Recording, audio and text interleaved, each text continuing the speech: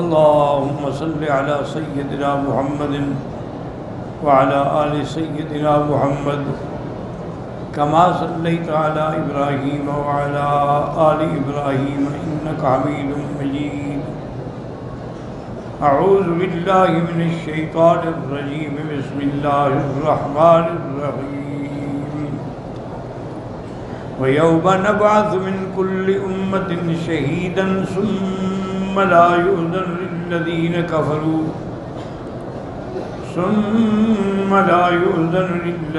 كفروا ولا هم يستعتبون. وإذا رأى الذين ظلموا العذاب فلا يخفف عنهم ولا هم ينظرون. وإذا رأى الذين أشركوا شركاءهم قالوا ربنا هؤلاء شركاؤنا الذين كنا ندعو من دونك فألقوا إليهم القول إنكم لكاذبون. وألقوا إلى الله يومئذ السلام وضل عنهم ما كانوا يفترون. الذين كفروا وصدوا عن سبيل الله زدناهم عذابا فوق العذاب بما كانوا يفسدون. میں نے الحمدللہ کل کے درس میں بھی عرض کیا تھا کہ مسائل مہمہ جو ہیں وہ تین ہیں، ایک توحید، ایک نبوت و رسالت، ایک قیامت.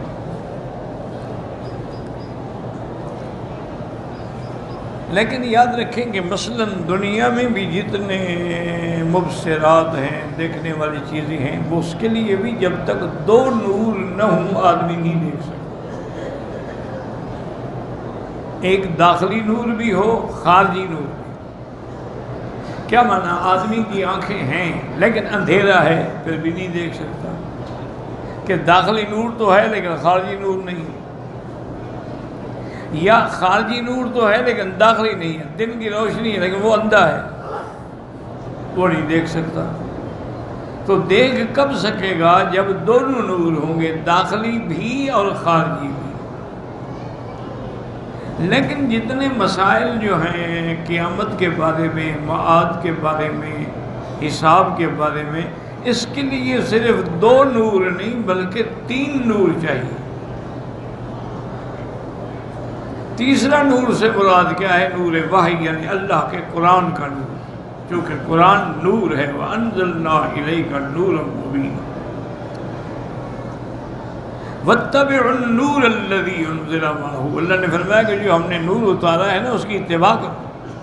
تو جب تین نور مل جائیں گے، داخلی بھی، خارجی بھی، نور وحی بھی، اب مسئلہ سمجھنا کوئی مشکل نہیں. اور یہ عقیدہ اہل سنت والجماعت ہے کہ جیسے موت حق ہے، قیامت بھی حق ہے، نص ہے ان الساعۃ آتیۃ، اسی طرح عذاب قبر بھی حق ہے اور ثواب قبر بھی حق ہے. ائمہ اربعہ کا یہ متفق علیہ قول مبارک ہے کہ عذاب القبر حق لا ينکرها الا ضال او مضل. عذاب قبر حق ہے، اس کا انکار وہی کرتا ہے جو گمراہ ہو.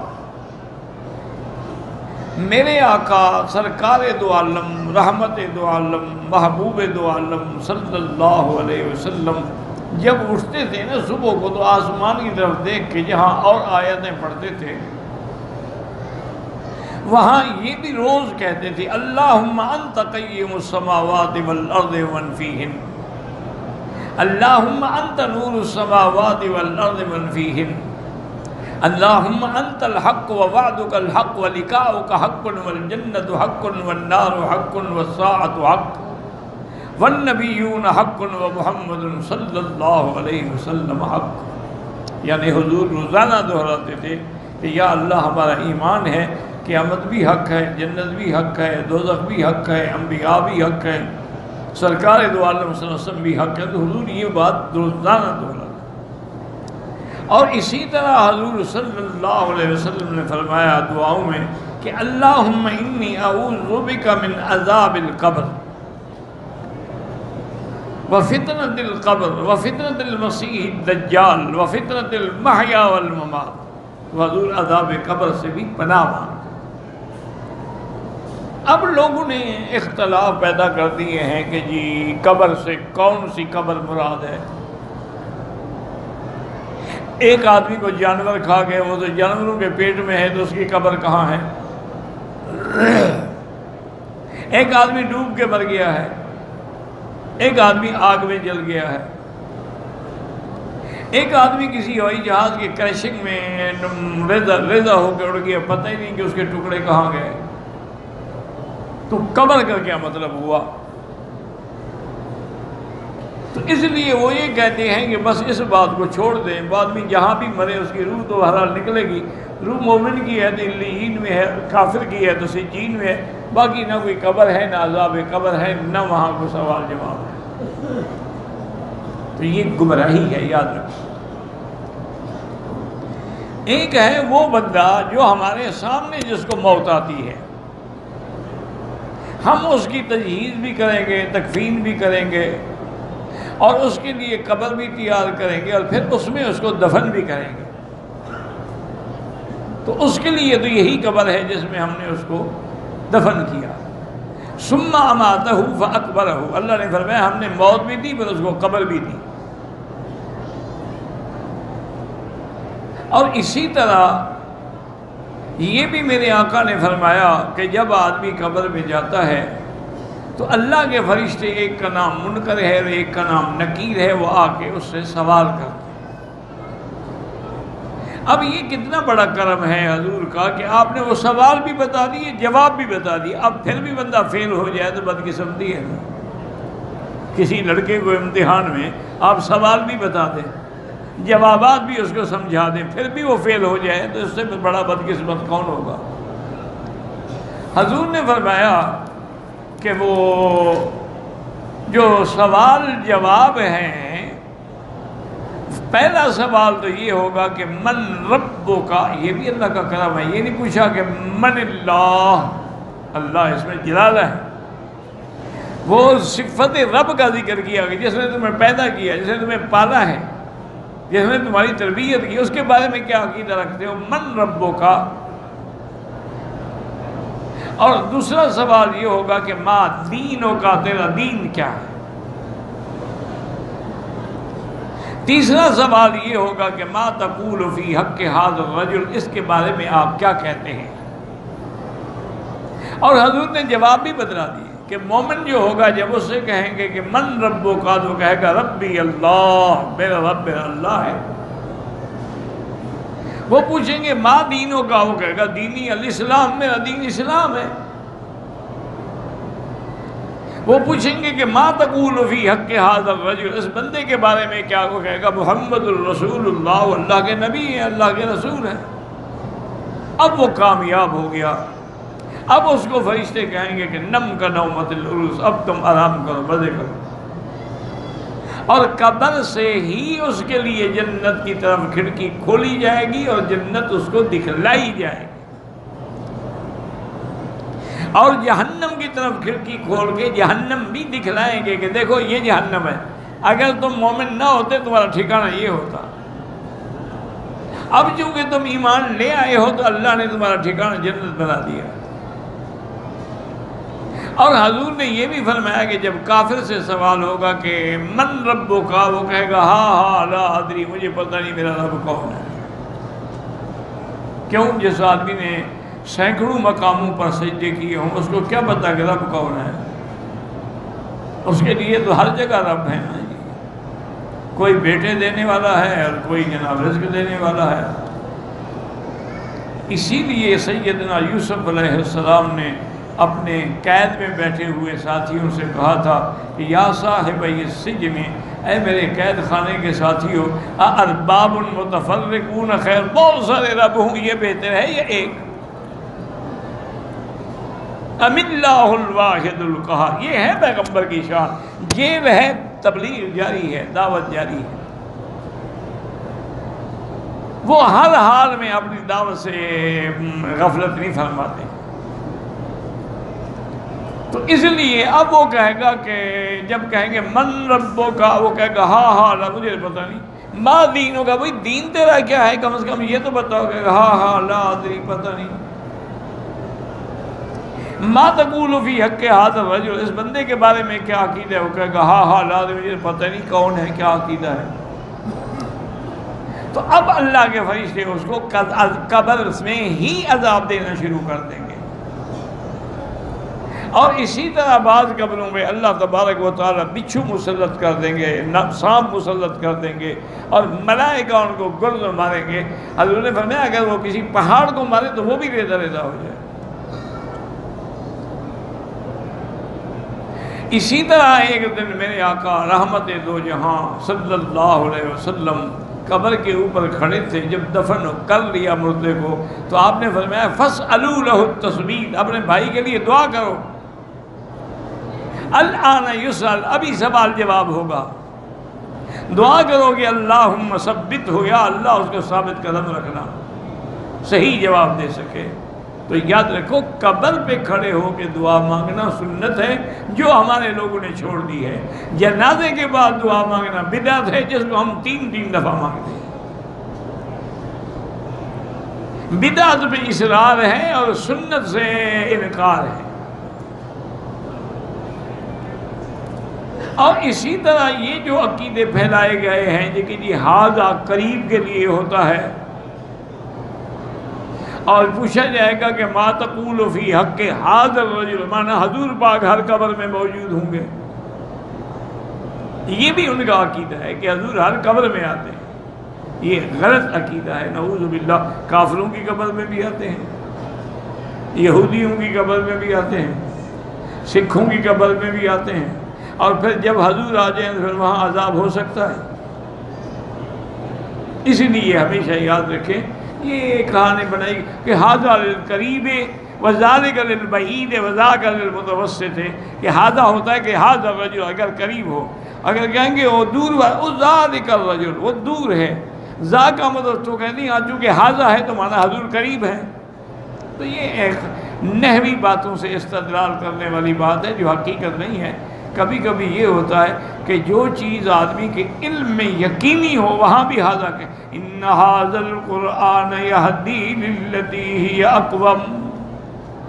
اب آپ راستے میں ہیں، جنگل میں ہیں، یہ آیت پڑھیں تو قرآن موجود ہوتا ہے. اسی طرح اللہ نے فرمایا ذالک الکتاب لا ریب فیہ ھدی للمتقین. اب ذالک تو بعید کے لیے ہوتا ہے، کتاب تو موجود ہے تو مانا ہے عظیم الشان اگر چیز ہو تو وہاں بھی ذالک کا استعمال ہوتا ہے. اس لیے ہمیشہ یاد رکھیں کہ عذاب قبر جو ہے وہ حق ہے،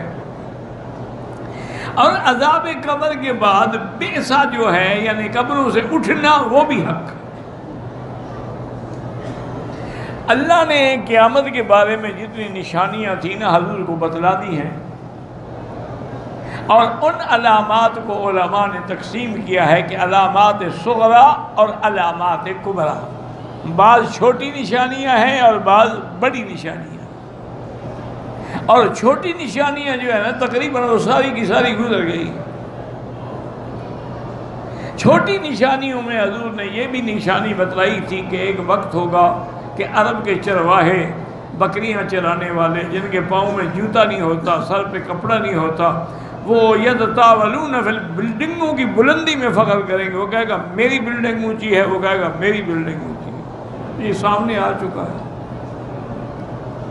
اسی طرح حضور صلی اللہ علیہ وسلم نے فرمایا کہ علامات قیامت میں ہے کہ الرجل یبر اصدقاءہ ویعق ابواہ، کہ بندہ دوستوں کا بڑا فرما بردار ہوگا لیکن والدین کا نافرمان ہوگا. یہ بھی علامات قیامت میں. یہ بھی علامات قیامت میں ہے کہ بندہ بیوی کی اطاعت کرے گا لیکن ماں کی بات نہیں مانے گا. اسی طرح آپ نے فرمایا کہ یہ بھی علامات قیامت میں ہے کہ گانے بجانے والے عام ہو جائیں گے. اسی طرح فرمایا یہ بھی علامات قیامت ہے کہ شراب عام ہو جائے گا، گلی گلی نشے بکیں گے. یہ بھی علامات قیامت میں ہیں۔ تو جتنی علامتیں حضور پاک نے یعنی علامات صغریٰ جو ہیں وہ سب پوری ہو گئی ہیں، ان میں اب کوئی بھی باقی نہیں، سب مکمل ہو گئی، اب صرف بڑی علامات باقی ہیں۔ اور وہ بڑی نشانیاں کیا ہیں؟ ایک تو خروج الدابۃ من جبل الصفا، یہ صفا پہاڑی سے ایک جانور نکلے گا اور یتکلم، وہ آدمیوں کی طرح بات کرے گا، یہ بڑی نشانی ہے۔ اس طرح آپ نے فرمایا کہ یاجوج و ماجوج جن کو ذوالقرنین نے دیوار بنا کے بند کر دیا تھا وہ بھی نکلیں گے، اور جب نکلیں گے تو تباہی ڈال دیں گے، وہ ہم من کل حدب ینسلون، حتیٰ کہ وہ ایسی بلا ہے کہ دریاؤں پہ گزریں گے، دریاؤں کا پانی پی جائیں گے، دریا خشک ہو جائیں گے،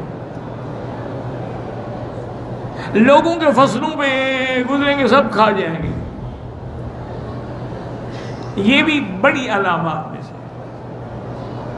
اور حضور نے فرمایا کہ بڑی علامات میں ہے خروج الدجال، کے دجال ظاہر ہوگا، اور آپ نے ہمیشہ فتنہ دجال سے دعا مانگی ہے، تحفظ کیا ہے کہ اللہ ہمیں دجال کے فتنے سے محفوظ رکھنا۔ حضور نے علامات بتا دی اور فرمایا کہ پوری دنیا میں دجال گھوم جائے گا، استدراجی قوتیں اس بدبخت کو ایسی ہوں گی کہ زمین سے کہے گا کہ اپنے خزانے نکالو، فوراً زمین اپنے خزانے نکال کے باہر پھینک دے گی۔ اور اس کے بعد حضور پاک نے فرمایا کہ اس کی پیشانی پر لکھا ہوگا کافارہ، مومن پڑھ لیں گے لکھا ہوگا کافر، کہ یہ دجال ہے اور کافر ہے۔ تو اب دجال بھی اترے گا، اور سب سے بڑی علامات میں ہے کہ حضرت عیسیٰ ابن مریم بھی اتریں گے، جو آسمانوں میں زندہ ہیں۔ یہ قادیانیوں کا جھوٹ ہے کہ حضرت عیسیٰ علیہ السلام فوت ہو گئے اور ان کی قبر کشمیر میں ہے۔ بھئی آج عیسائیوں کی دنیا پر حکومت ہے، وہ اگر حضرت کی قبر کشمیر میں ہوتی وہ نہ ڈھونڈ لیتے، ہم نے ڈھونڈ لی ہے، انہوں نے نہیں ڈھونڈی۔ یہ ان کا ہے، وجہ کیا ہے؟ وہ خود بننا چاہتا ہے نا مسیح موعود، تو اگر پہلا زندہ ہو تو وہ کیسے بنے؟ اس لیے وہ تو فوت ہو گئے۔ حالانکہ عیسیٰ علیہ السلام جو ہے آسمانوں پہ زندہ ہے، اور حضور سے ملاقات بھی ہوئی، لقاء بھی ہوا، اور آپ نے فرمایا کہ عیسیٰ علیہ السلام اتریں گے۔ لَيَنزِلَنَّ عیسیٰ ابن مریم علی منارۃ شرقیہ بیضاء دمشق، کہ دمشق کے علاقے میں ایک مسجد کے شرقی مینارے پہ اتریں گے، اور امام مہدی اس وقت مصلی پہ کھڑے ہوں گے۔ امام مہدی بھی برحق ہے، وہ مہدی نہیں جو شیعہ نے بنایا ہوا ہے، امام غائب، وہ کہتے ہیں ہمارا امام مہدی جو ہے وہ غائب ہے۔ بھئی وہ امام صاحب کب تشریف لائیں گے؟ کہتے پتہ نہیں، قیامت سے پہلے آئیں گے۔ بہرحال وہ کہاں چھپے ہوئے ہیں؟ وہ کہتے ہیں ساندیپ میں ایک غار ہے، اس غار کا نام ہے سر من رہا۔ اچھا بھی وہ مہدی ہیں کون؟ وہ کہتے ہیں حسن عسکری کے بیٹے ہیں۔ حسن عسکری کہتے ہیں میری تو اولاد ہی نہیں ہے، تو میرا بیٹا کیسے مہدی بن گیا؟ دیکھو نا، اللہ نے تمہیں عقل دیا ہے کہ نہیں دیا ہے؟ اللہ نے الحمدللہ، دیکھو حرم میں آئے ہو، عمرے کر رہے ہو، کعبہ شریف دیکھ رہے ہو، نمازیں پڑھ رہے ہو، اللہ نے عقل دیا ہے۔ اب کربلا میں جو واقعہ ہوا ہے تو اس وقت 72 آدمی تھے حضرت حسین کے ساتھ، مقابلے میں یزید کی فوجیں تھیں ابن زیاد کی قیادت میں۔ اب آپ کے تو سارے شہید ہو گئے، باقی صرف خواتین بچیں یا زین العابدین بچے، وہ بیمار تھے، وہ بھی خیمے کے اندر تھے، اور خواتین اہل بیت تھیں، وہ تو پردے سے باہر نہیں نکلی۔ تمہیں یہ روایات جو ملی ہیں، یہ راوی کون ہے؟ اگر یہ یزید کی فوج کا ہے تو اس بدبخت کی روایت کا اعتبار کیا ہے؟ اور اگر حسینی ہے تو حسینی تو کوئی بچہ ہی نہیں، تو روایت کس نے کی ہے؟ یہ سارا قصہ انہوں نے جھوٹ بنایا ہوا ہے۔ اس میں کوئی شک نہیں کہ حضرت حسین مظلوم شہید ہو گئے، لیکن باقی یہ رنگ بازی جو دی ہے نا انہوں نے، نعوذ باللہ ثم نعوذ باللہ، وہ سارا جھوٹ۔ بھی ہر سال جب محرم ہوتا ہے دلدل شریف نکالتے ہیں گھوڑا. پہلے یہ تو ثابت کرو حضرت حسین گھوڑے پہ گئے بھی تھے, وہ تو اونٹ پہ گئے تھے, تو اونٹ نکالا کرو. اچھا, اور وہ گھوڑا جو حضرت حسین کو شہید کرا کے کربلا میں چھوڑ آئے, اس کو ڈنڈے مارنے چاہیے کہ اس کو منت ماننی چاہیے؟ اسے دعا کریں اللہ ان کو بھی ہدایت دے. ہمارے کوئی دشمن تو نہیں ہے, ہم تو ان کے لیے بھی ہدایت کی دعائیں کرتے ہیں کہ یا اللہ تو قادر ہے, تو چاہے تو ہدایت عطا فرما دے, ان بھٹکے ہوں کو بھی راستہ دکھا دے, ان کو بھی صحیح ہدایت اور سنت کا رستے پہ چلنے کی توفیق عطا فرما دے. تو اس لیے ہمیشہ یاد رکھیں ایسی روایات بنائی جاتی ہیں جن کا اصل نہیں ہوتا. تو اب عیسیٰ ابن مریم اتریں گے اور حضور نے فرمایا کہ وہ کیا کریں گے, اور مہدی بھی آئے گا, اور مہدی آپ نے فرمایا کہ ما بین الحجر والرکن, حجر اسود اور رکن یمانی کے درمیان کھڑے ہو کے اعلان کریں گے. فرمایا اس کا نام میرے نام پہ محمد ہوگا, اس کے باپ کا نام میرے باپ کے نام پہ عبداللہ ہوگا, اس کی ماں کا نام میری ماں کے نام پہ آمنہ ہوگا, اور وہ میرے ہی خاندان سے ہو. تو وہ جب مصلی پہ کھڑے ہوں گے اور عیسیٰ علیہ السلام اتریں گے, وہ ہٹنے لگے ہو رہے ہیں ویسے کھڑے رہو نماز پڑھاؤ, اور نماز کے بعد اعلان کریں گے کہ بھائی میں نے پہلی نماز اس لیے مہدی کے پیچھے پڑھی ہے تاکہ دنیا کو واضح ہو جائے کہ میں نبی یا رسول بن کے نہیں آیا, اب میں متبع ہوں محمد مصطفیٰ, اب میں آپ کا ایک امتی ہوں, اس لیے میں نے امتی کے پیچھے نماز پڑھی ہے. ورنہ جب نبی موجود ہو تو امتی کیسے امام بن سکتا ہے؟ اور آپ نے فرمایا کہ وہ کام کیا کریں گے کہ لَيُكْسِرَنَّ الصَّلِيبَ, صلیب کو توڑیں گے, مانا قوت ختم ہو جائے گی عیسائیوں کی. اور اس کے بعد فرمایا کہ لَيَقْتُلُنَّ الدَّجَّالَ, دجال کو بھی عیسیٰ ابن مریم قتل کریں گے. وہ دجال کو ڈھونڈتے ہوئے آئیں گے, باب لد ایک مقام ہے, اس پہ جب پہنچیں گے دجال وہی ہوگا. جب اس کی نظر عیسیٰ ابن مریم پہ پڑے گی, حضور نے فرمایا یذوب کما یذوب الملح فی الماء, وہ ایسے گلنا شروع ہو جائے گا جیسے نمک پانی میں گل جاتا ہے. تو یہ سب سے بڑی علامات قیامت ہے, اور قرآن نے کہا ہے حضرت عیسیٰ کے بارے میں انہ لعلم للساعہ, وہ قیامت کی نشانی ہے اور سب سے بڑی نشانی ہے. تو قیامت برحق ہے, عذاب قبر برحق ہے, اور قبر میں سوال جواب برحق ہے. اب قبروں سے نکلنا جو ہے وہ بھی برحق. اچھا, وہ نکلنے کا کیا ہوگا؟ 2 سور پھونکے جائیں گے. سور جو ہے وہ بھی حق ہے, یعنی ایک مثال نہیں, کوئی استعارہ نہیں, حقیقت ہے. آپ نے فرمایا قرن ینفخ, وہ اتنا بڑا سور ہوگا کہ جتنے اللہ کے بندے عالم فوت ہوا ہے ان سب کی ارواح اس کے سوراخوں میں ہوں گی, اور جب وہ پھونکے گا تو وہاں سے نکلیں گے اور اپنے اپنے جسد میں آئیں گے. تو پہلا سور جب پھونکا جائے گا تو عالم درہم برہم ہو جائے گا. پھر 40 سال کے بعد دوسرا سور پھونکا جائے گا. وَنُفِخَ فِي الصُّورِ فَصَعِقَ مَن فِي السَّمَاوَاتِ وَمَن فِي الْأَرْضِ إِلَّا مَن شَاءَ اللَّهُ. اللہ نے فرمایا جب سور پھونکا جائے گا تو سب کچھ ختم ہو جائے گا, مگر ہاں جن کو اللہ چاہے وہ زندہ رہیں گے, اس کے بعد بھی زندہ رہیں گے.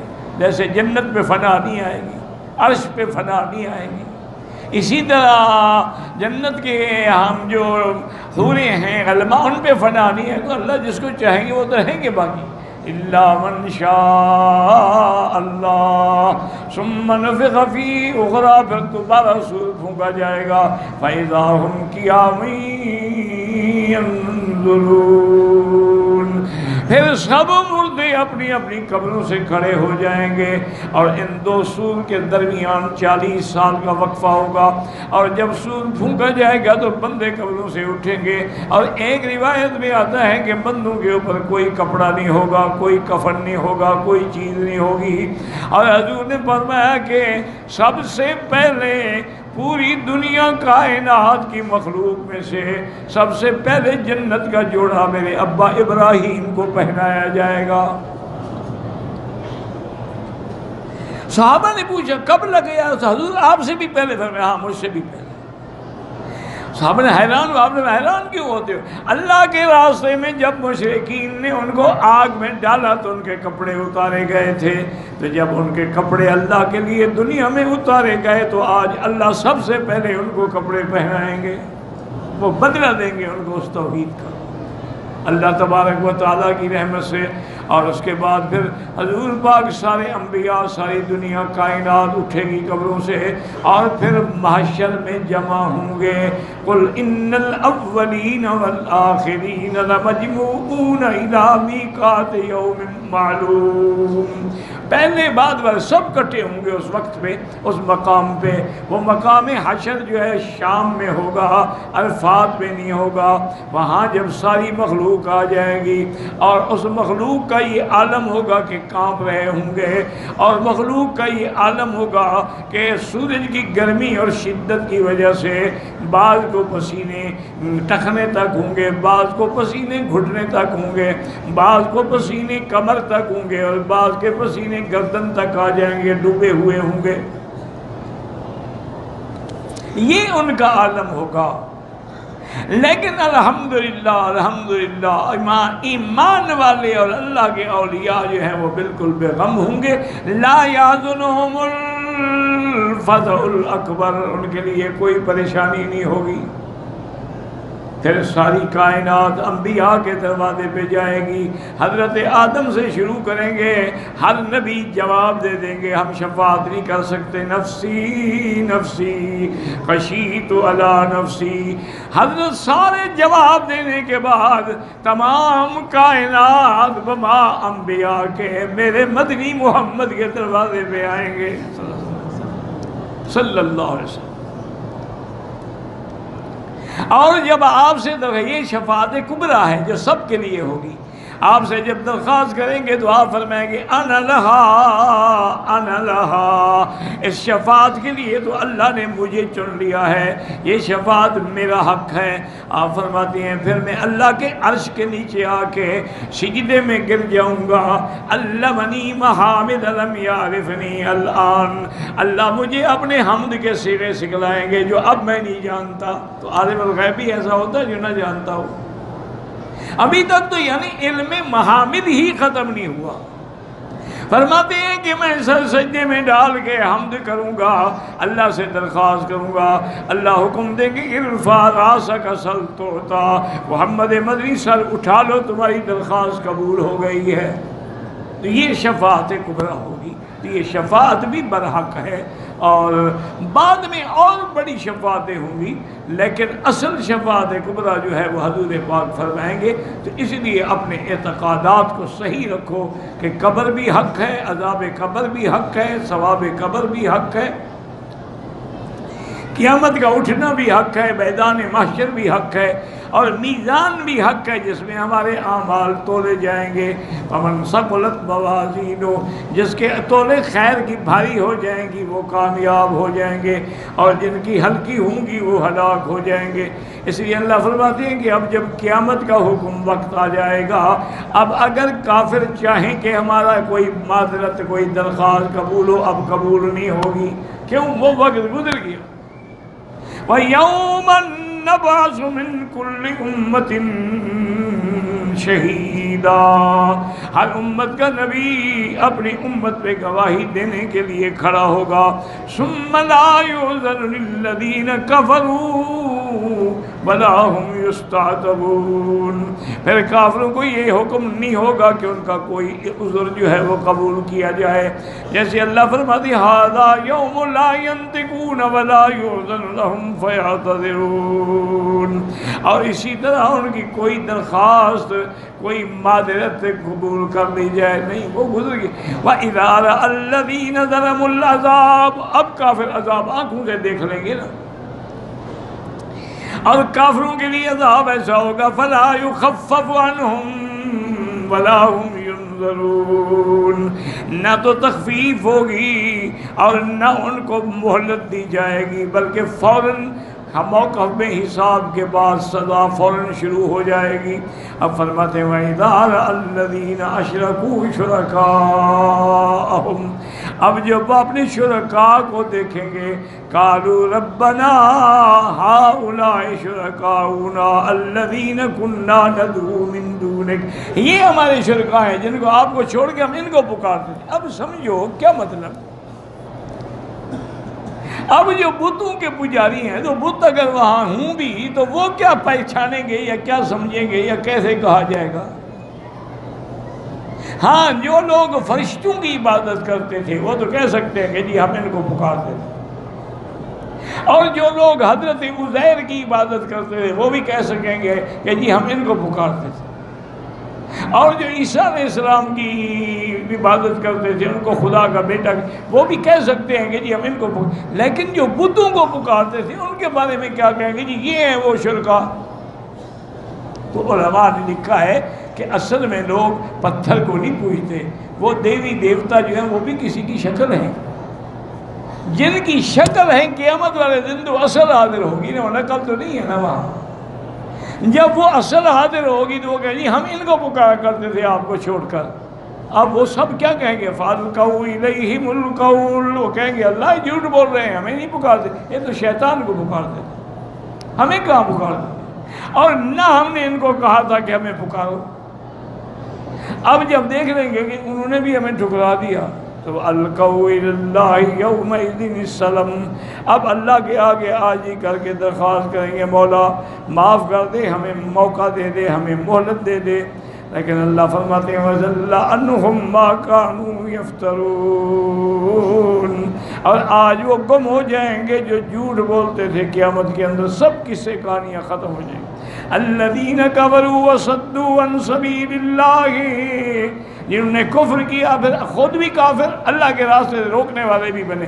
زِدْنَاهُمْ عَذَابًا فَوْقَ الْعَذَابِ، پھر ہم ان کے عذاب پر اور ڈبل عذاب بڑھاتے جائیں گے۔ کیوں؟ بِمَا كَانُوا يُفْسِدُونَ، سبب اس کے کہ زمین میں فساد کرتے تھے۔ ایک کفر کی سزا، ایک اسلام سے روکنے والوں کی سزا، ایک زمین میں فساد، تو عذاب پہ عذاب، عذاب پہ عذاب ان کو دیا جائے گا۔ واللہ اعلم۔ اللہم صلی علی سیدنا محمد وعلی آل سیدنا محمد مبارک وسلم۔ اللهم أنت ربي لا إله إلا أنت الأحد الصمد الفرد الذي لم يلد ولم يولد ولم يكن له كفوا أحد۔ اللهم إنا نسألك بأسمائك الحسنى وصفاتك العلى، اللهم لا تجعل مصيبتنا في ديننا ولا تجعل الدنيا أكبر همنا ولا مبلغ علمنا ولا إلى النار مصيرنا، واجعل الجنة هي دارنا وقرارنا۔ اللهم اجعل لنا وللمسلمين من كل هم فرجا ومن كل ضيق مخرجا ومن كل بلاء عافية۔ اللهم انصر الإسلام والمسلمين، اللهم احفظ سائر بلاد المسلمين وهذا البلد الأمين، اللهم اجعلها آمنا مطمئنا سخاء رخاء إلى يوم الدين۔ اللهم ارحم ضعفنا واجبر كسرنا واشفنا واشف مرضانا وارحم موتانا واستجب دعاءنا ولا تخيب رجاءنا۔ اللهم انصر الإسلام والمسلمين، اللهم انصر المجاهدين الذين يجاهدون في سبيلك لإعلاء كلمتك، اللهم احفظ سائر بلاد المسلمين وهذا البلد الأمين واجعل آمنا مطمئنا سخاء رخاء إلى يوم الدين۔ یا اللہ بیماروں کو شفا عطا فرما، یا اللہ بیماروں کو شفا عطا فرما، یا اللہ ہماری ظاہری باطنی روحانی جسمانی نفسانی بیماریاں دور فرما، یا اللہ بے حیاؤں کو حیا عطا فرما، بے اولادوں کو اولاد صالح عطا فرما، یا اللہ جن کی اولادیں ہیں ان کو صالح بنا، اور جن کے گھروں میں بچیاں ہیں ان کو خیر کے رشتے نصیب فرما، یا اللہ بے روزگاروں کو روزگار عطا فرما، قرض داروں کے قرض عطا فرما، یا اللہ جتنی دنیا میں دین کے مساجد ہیں، مدارس ہیں، دین کے ادارے ہیں، ان کی حفاظت فرما، یا الہ العالمین یا ارحم الراحمین پاکستان کی بھی حفاظت فرما، یہود اور ہنود کی سازشوں سے محفوظ فرما، یا الہ العالمین مسلمان فلسطین میں ہیں، کشمیر میں ہیں، روہنگیا میں ہیں، ہند میں ہیں، عرب میں ہیں، عجم میں ہیں، افغان میں ہیں، یا اللہ ان کی جان مال آبرو عزت کی حفاظت فرما۔ ربنا ظلمنا انفسنا ان لم تغفر لنا وترحمنا لنكونن من الخاسرین۔ ربنا آتنا فی الدنیا حسنہ وفی الآخرۃ وقنا عذاب النار۔ ربنا تقبل منا انک انت السمیع العلیم وتب علینا انک انت التواب الرحیم۔ صلی اللہ تعالی علی خیر خلقہ سیدنا محمد وعلی آلہ وصحبہ اجمعین۔ اللہم صلی علی سیدنا محمد وبارک وسلم علیہ۔